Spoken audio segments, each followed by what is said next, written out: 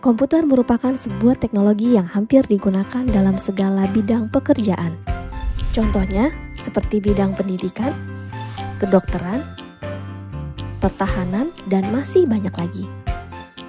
Namun, bagaimana sih sejarah dari komputer itu sendiri? Dalam perkembangannya, komputer sendiri memiliki 5 generasi yang berbeda. Dimulai pada tahun 1940, komputer bernama Z3 berhasil diciptakan oleh seorang ilmuwan Jerman bernama Konrad Zuse. Komputer ini digunakan untuk mendesain aerodinamika pesawat tempur Jerman. Namun sayang, komputer tersebut hancur akibat serangan bom sekutu.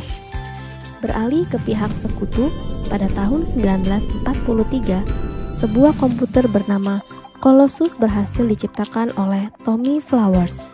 Komputer besar ini dapat meretas strategi perang Jerman hanya dalam hitungan jam. Colossus juga dipercaya telah membawa kemenangan sekutu pada Perang Dunia Kedua oleh sejumlah ilmuwan. Mulai dari sinilah banyak perusahaan yang akhirnya ikut mengembangkan teknologi komputer. Hingga akhirnya memasuki generasi kedua, di mana vacuum tube dalam komputer mulai tergantikan dengan transistor. Komputer pertama yang menggunakan teknologi transistor ini bernama Univac Clark, yang difungsikan untuk simulasi hidrodinamika senjata nuklir.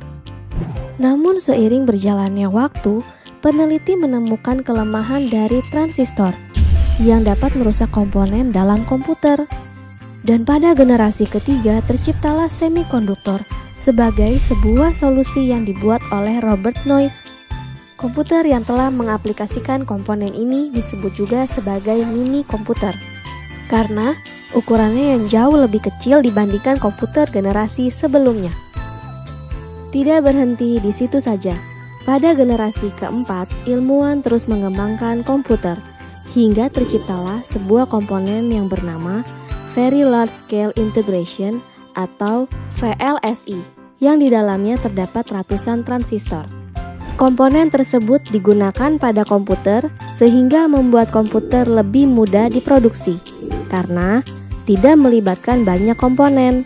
Selain itu, harga komputer juga menjadi lebih terjangkau. Turunnya harga komputer yang drastis berhasil membuat penjualan komputer meningkat sangat pesat dari tahun ke tahun. Hingga akhirnya pada tahun 1983, majalah Time menobatkan komputer sebagai sebuah hal yang paling berpengaruh pada masa itu.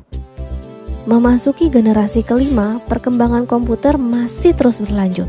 Hebatnya lagi, sekarang para ilmuwan sedang mencoba mengembangkan komputer yang dapat memiliki pikiran layaknya manusia. Dan mungkin komputer-komputer dalam film fiksi pun bisa terrealisasi dalam kehidupan kita nantinya. Itulah sejarah dari perkembangan komputer.